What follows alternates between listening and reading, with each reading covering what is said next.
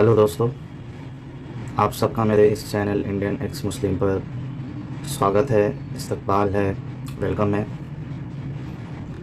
जैसे कि आप मेरे चैनल के नाम से समझ सकते हैं कि मैं इंडिया से बिलोंग करता हूँ और मैं एक्स मुस्लिम हूँ। मेरे इस चैनल बनाने का मकसद ये है कि मैं सभी लोगों तक, वो मुस्लिम हो या गैर मुस्लिम हो, उन तक ये मैसेज देना चाहता हूँ कि इस्लाम, जिसको बहुत ही ज़्यादा अच्छा और कबूल होने वाला हम मज़हब माना जाता है मुसलमानों की तरफ से, आखिर उसमें क्या प्रॉब्लम है? आखिर मुझे ऐसा क्या प्रॉब्लम लगा जिसकी वजह से मैंने इस मज़हब को छोड़ दिया, टाटा बाय बाय कर दिया मैंने। इस पहले वीडियो में मैं कुछ मेरे हवाले से कुछ बातें बताना चाहूँगा, फिर आगे आगे मैं अलग अलग टॉपिक पे डिटेल में वीडियोस बनाऊँगा। अब मेरा मकसद जो है वो लोगों तक बहुत ही सिंपल टर्म्स में ये मैसेज पहुंचाना है कि क्यों इस्लाम जो है वो एक सच्चा मज़हब नहीं हो सकता। क्योंकि ऑलरेडी बहुत सारे चैनल्स हैं यूट्यूब पे अवेलेबल जो आ, इस्लाम के ख़िलाफ़ या इस्लाम में क्या प्रॉब्लम है, क्या गलतियां हैं, उसको लेकर बहुत सारे चैनल्स हैं, बहुत सारे यूट्यूबर्स हैं जो वीडियोस अक्सर बनाते रहते हैं। मेरे चैनल पे मैं कोशिश करूँगा कि मैं बहुत ही सिंपल टर्म्स में, ज़्यादा टेक्निकल ना होते हुए मैं अपनी बात को रखूँ, ताकि लोगों को जो है समझ में आए, एक आम इंसान को भी समझ में आए कि क्या प्रॉब्लम है। ज़्यादा टेक्निकल में नहीं जाना चाहता हूँ मैं, और मैं कोशिश करूँगा कि जो भी टॉपिक पे मैं वीडियो बनाऊँ उसको बहुत ही सिंपल रखूँ। आगे बढ़ते हैं।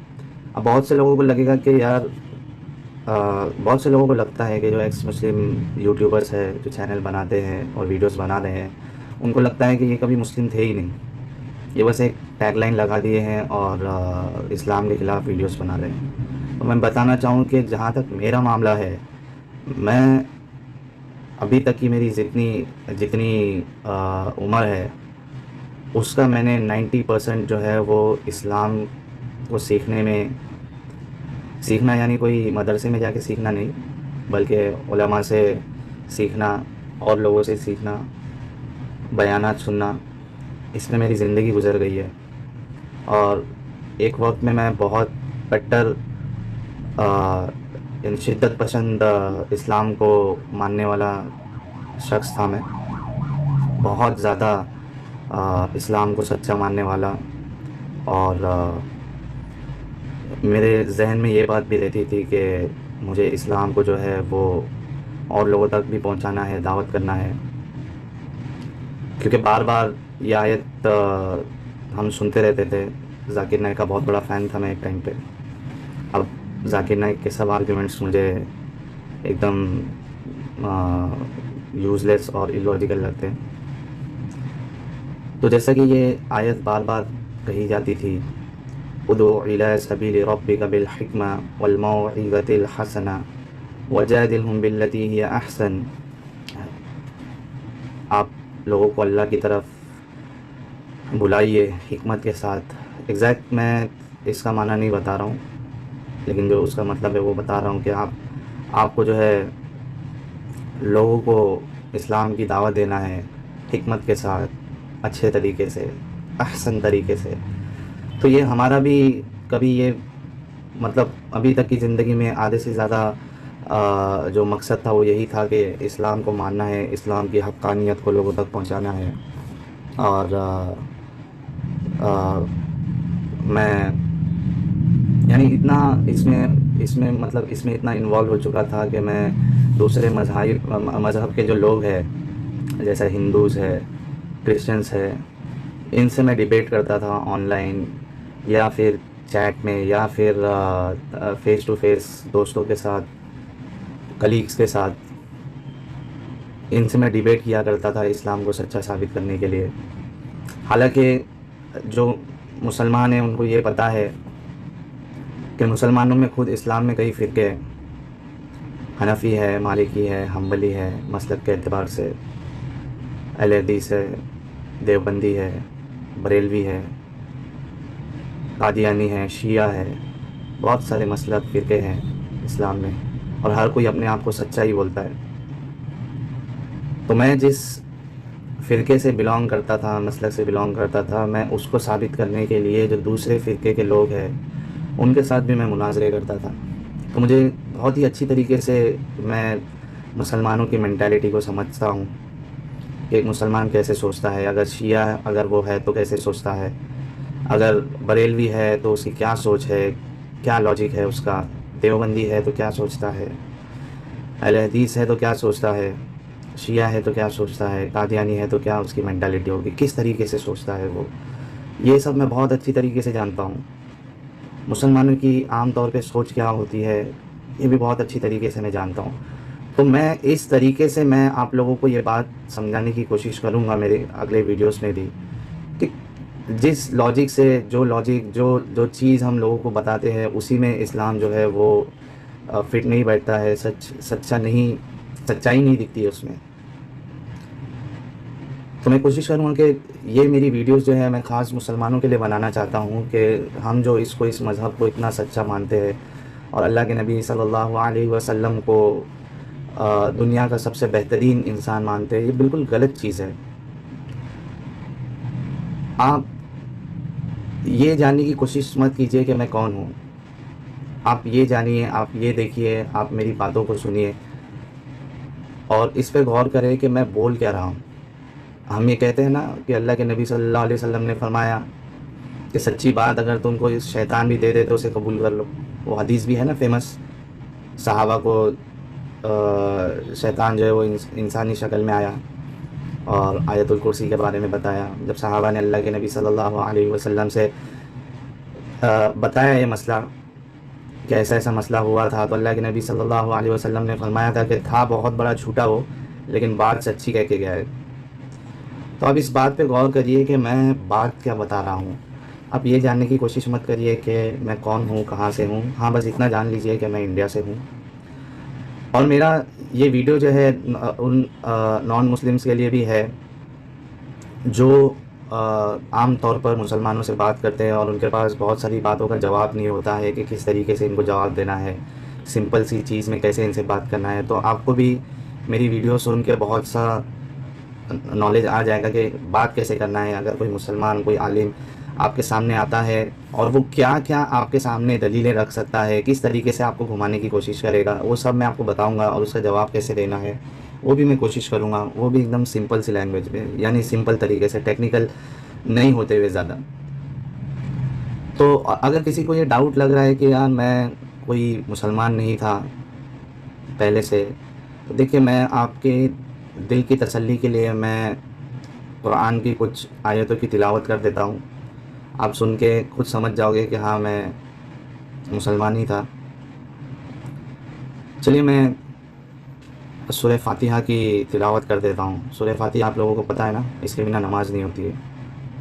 उसी की तिलावत कर देता हूँ, आप समझ जाना कि मैं मुसलमान था या नहीं था। शुरू करता हूँ मैं। बिस्मिल्लाहिर्रहमानिर्रहीम। अल्हम्दुलिल्लाहि रब्बिल आलमीन अर्रहमानिर्रहीम मालिकि यौमिद्दीन। इय्याक नअबुदु व इय्याक नस्तईन इहदिनस सिरातल मुस्तकीम सिरातल लज़ीना अनअमता अलैहिम गैरिल मग़ज़ूबि अलैहिम वलद्दॉल्लीन।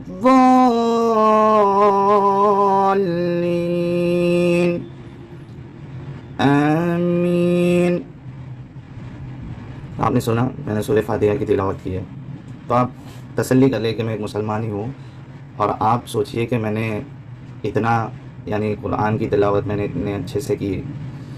और जैसे कि मैंने बताया कुछ बातें कि मैं बहुत ज़्यादा इन्वॉल्व था इसमें और दूसरे मज़हब के लोगों से मैंने मुनाज़रे भी किए, डिबेट भी किए हैं।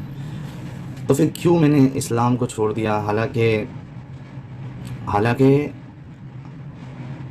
हर वक्त मैं ये दुआ करते रहता था और कई मुसलमान ये दुआ करते रहते हैं कि अल्लाह मुझे ईमान की हालत में मौत देना, जब मौत आए तो कलमा मेरे ज़बान पे रहे। ये हर मुसलमान ये दुआ करते रहता, मैं भी बहुत ये दुआ करता था कि अल्लाह ये 2 चीज़ मेरी जो है इसका ध्यान रखना कि मैं जब मरूँ तो मुसलमान मरूँ, ईमान के साथ मरूँ। और मुझे जब मौत आए तो मैं नापाकी की हालत में ना रहूँ, क्योंकि गुनाह भी हो जाते थे। तो ये 2 चीज़ की मैं कसरत से हर वक्त दुआ मांगता था अल्लाह सुब्हानहू व तआला से कि ईमान की हालत में मौत आए और मैं पाक साफ़ रहूँ, नापाकी की हालत में मुझे मौत नहीं आए। ये मैं दुआ करते रहता था। लेकिन आज देखिए, मैंने इस्लाम को छोड़ दिया। इस्लाम का कोई भी कॉन्सेप्ट मुझे सही नहीं लगता है अभी, और उसकी मैं वजह बताऊँगा जब और वीडियोज़ एक-एक टॉपिक पे बनाऊँगा मैं, तब आपको बताते जाऊँगा। पहले मुझे ये लगता था और मैं ये मानता था असल में कि लोग जो है मुसलमान बुरा होता है, इस्लाम बुरा नहीं है। आप मेरी इस बात को गौर कीजिए।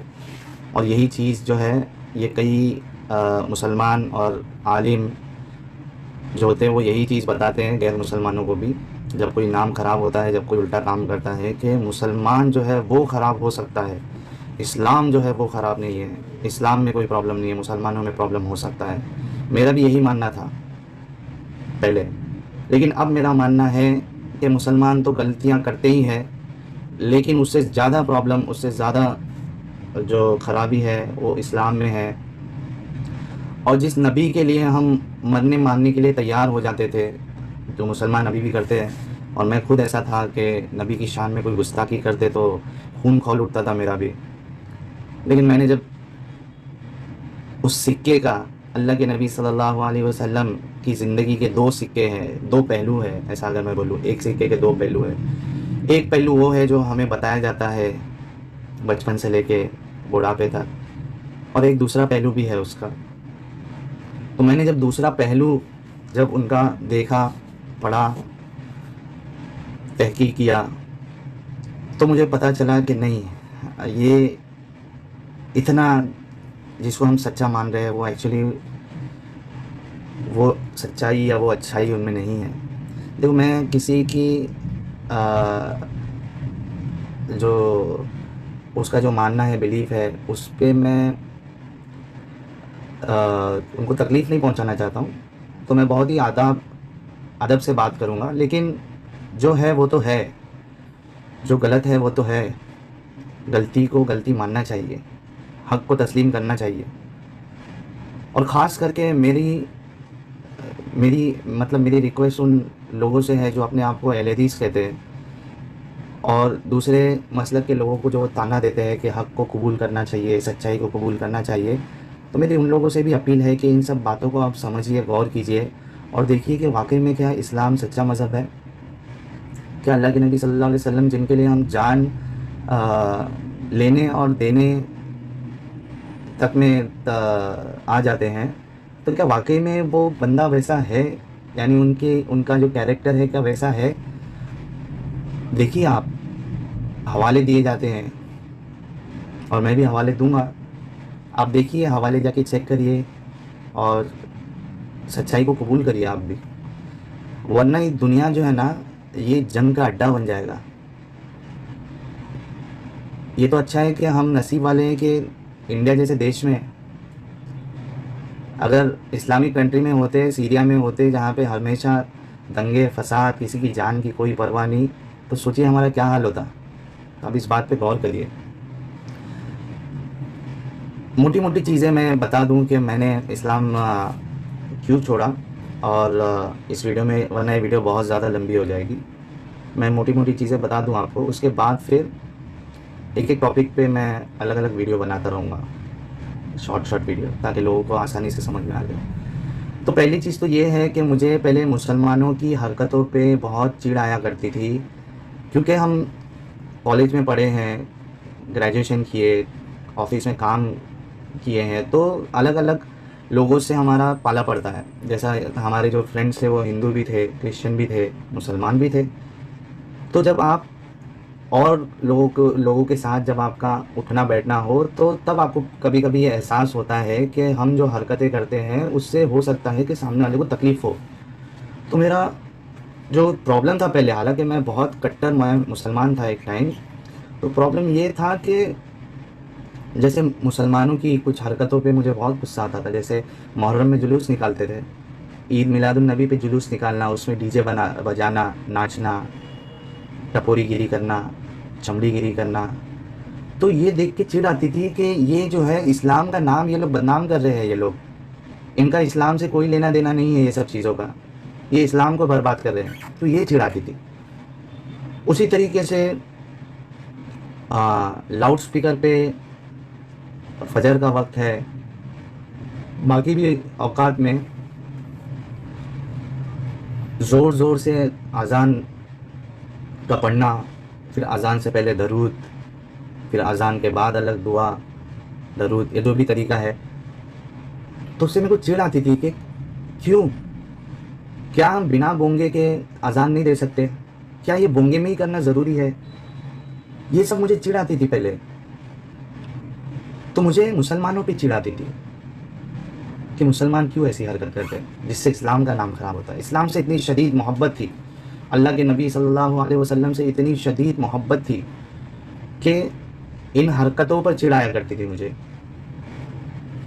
उसके बाद ये चिढ़ तो रहती ही थी, और मैं मुसलमानों को, यानी इस तबके को मैं गलत समझता था जो ये ऐसी हरकत करते थे।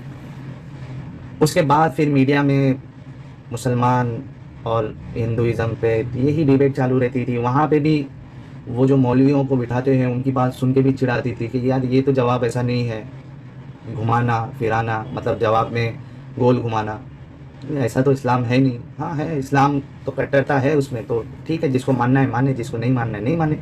इसको गलत तरीके से टीवी पे पेश करने का क्या मतलब है? तो उन लोगों पे भी मुझे चिढ़ आती थी कि ये गलत तरीका है। ऐसा करते करते लोगों से चिढ़ थी मुझे, इस्लाम से कोई प्रॉब्लम नहीं था, इस्लाम से तो शदीद मोहब्बत थी मुझे। तो होता ये था कि ये सब प्रॉब्लम तो चलती रहती थी। जुमा की नमाज़ पढ़ने के लिए जाओ तो 3-4 जगह से आजू बाजू जो अलग अलग मसलक के मस्जिदें हैं, वहाँ से इसका बोंगा बज रहा है, वहाँ से उसका बोंगा बज रहा है, नमाज सुकून से नहीं पढ़ी जा सकती है। उसमें भी चिढ़ आती थी मुझे कि क्यों तकलीफ़ देते लोगों को,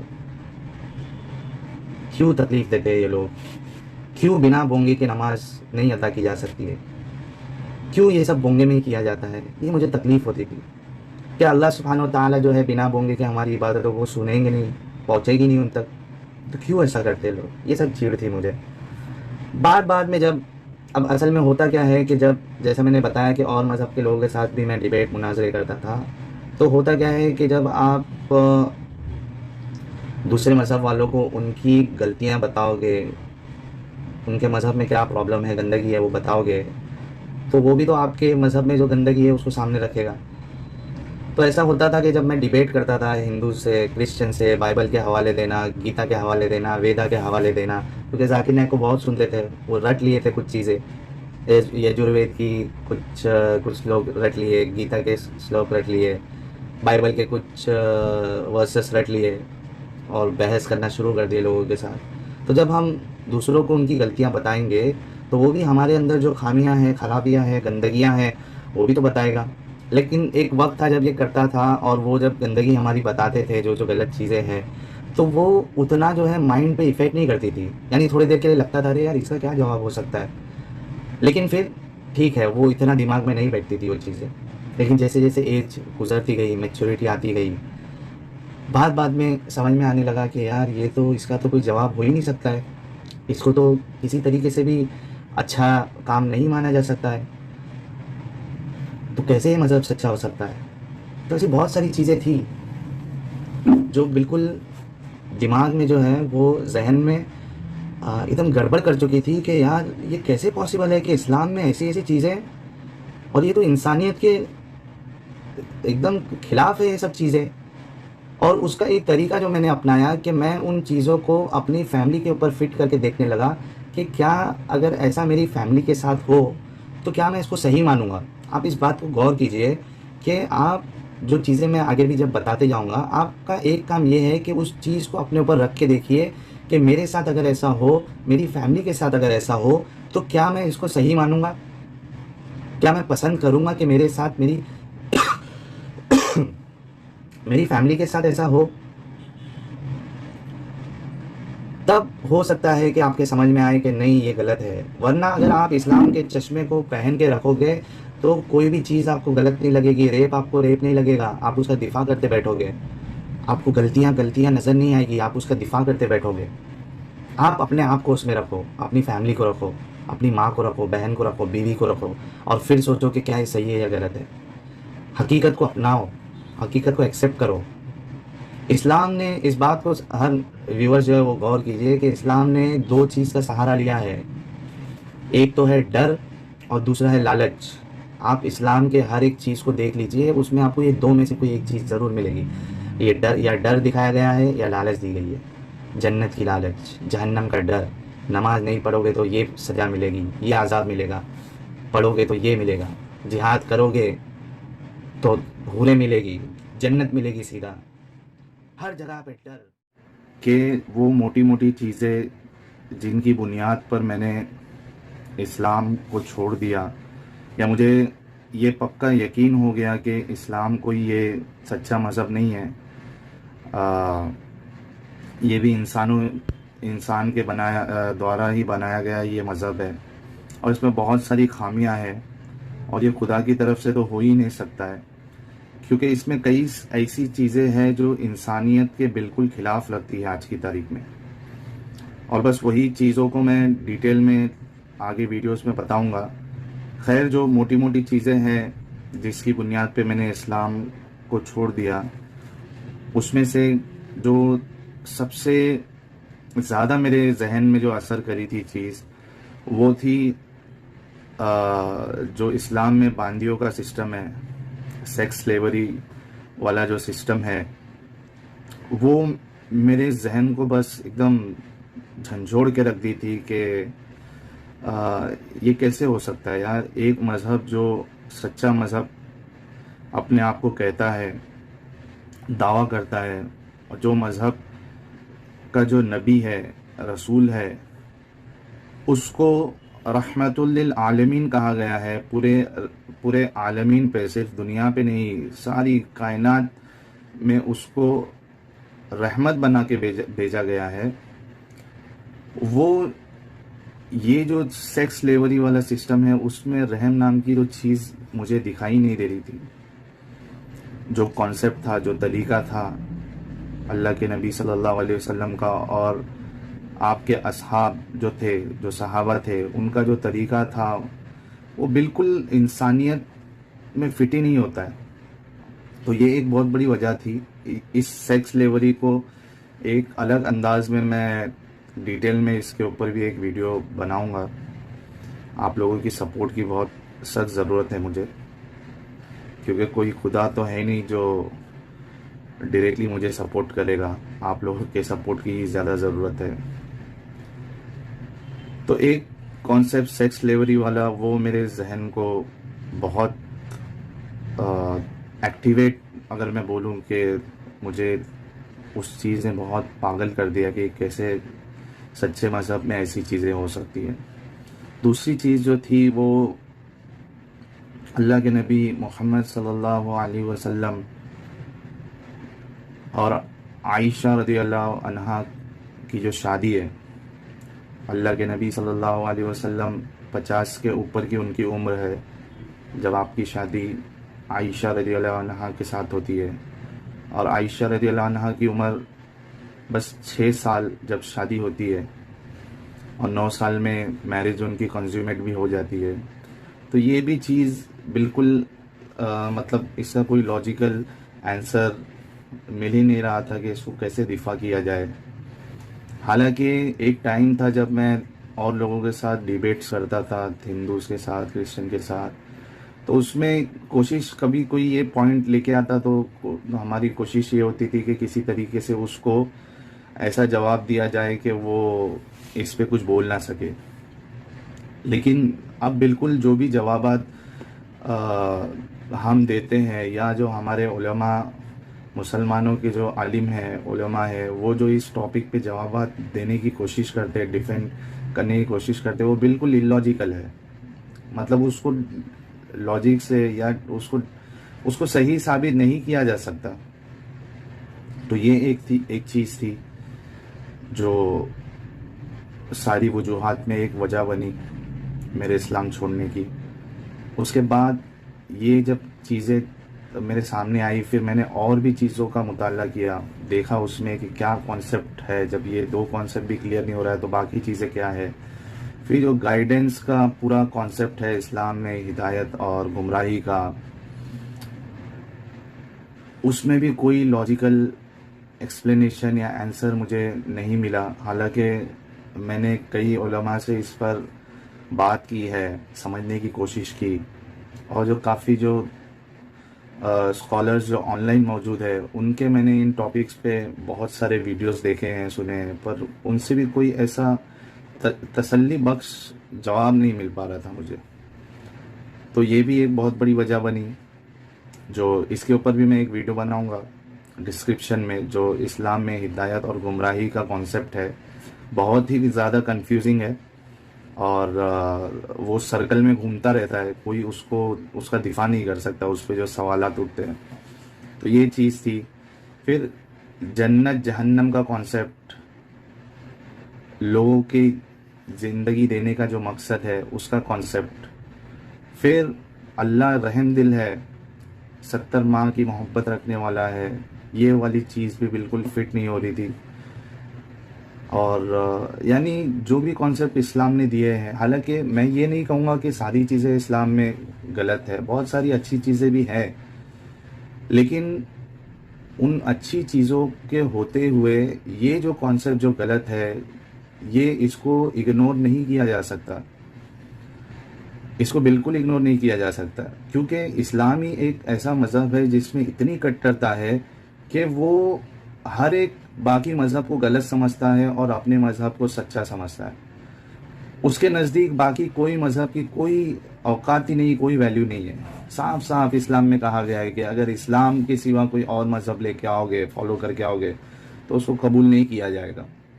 तो इतनी कट्टरता वाले मज़हब में अगर वो गलतियां हैं तो उसको कैसे एक्सेप्ट किया जाए। तो ये भी एक वजह थी जो जिससे मतलब ये मेरे अंदर जो ये मजबूती आती गई कि नहीं, इस्लाम सच्चा मज़हब नहीं है, इस्लाम सच्चा मज़हब हो ही नहीं सकता। और अल्लाह के नबी सल्लल्लाहु अलैहि वसल्लम के बारे में जो ख्यालात थे मेरे कि दुनिया के सबसे बेहतरीन इंसान हैं, अल्लाह के सबसे नज़दीक और मुसलमानों के दिल के बहुत करीब, जान देने लेने पर कुर्बान मतलब रेडी हो जाते हैं मुसलमान। तो उनकी भी शख्सियत जो है वो मुझे बिल्कुल, जब मैंने दोनों पहलू को देखा, अच्छाई और जो दूसरा पहलू है, तो वो मुझे बिल्कुल सही नहीं लगा। खुदा का रसूल जिसे कहा जा रहा है, उनके अंदर ये सब क्वालिटीज़ अगर है तो मुझे नहीं लगता कि उनको खुदा का रसूल कहना सही होगा। और तो ऐसी बहुत सारी चीज़ें थी जिसकी वजह से मेरा यकीन बढ़ता गया कि ना इस्लाम सच्चा मज़हब है, ना अल्लाह के रसूल ये कोई खुदा की तरफ से भेजे गए अपॉइंटेड रसूल है। उनकी ज़िंदगी अगर मैं देखता हूँ तो,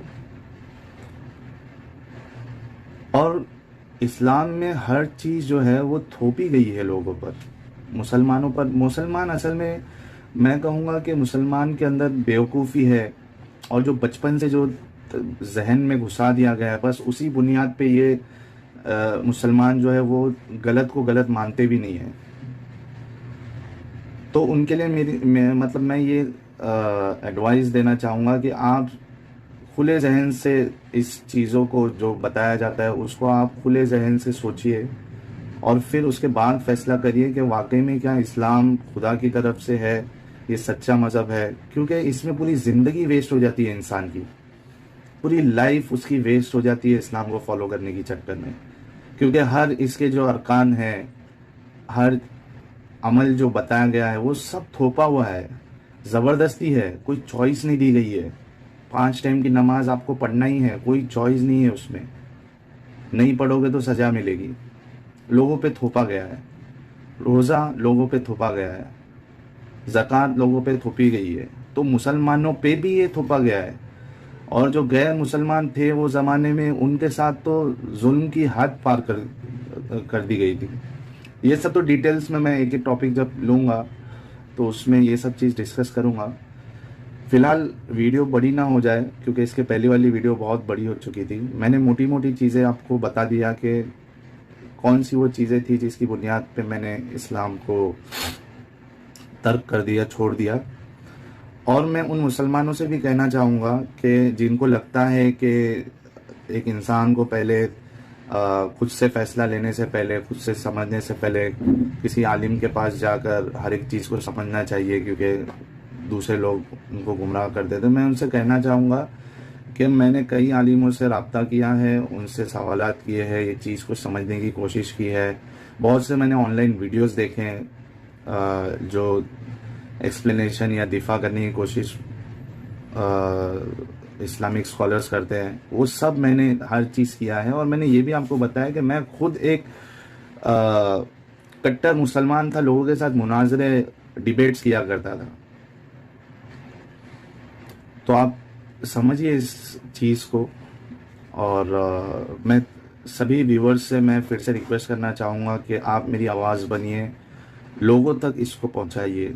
ख़ास करके आपके जो मुस्लिम दोस्त हैं उन तक भी मेरे वीडियोस को शेयर करिए, मेरे चैनल को सब्सक्राइब करिए।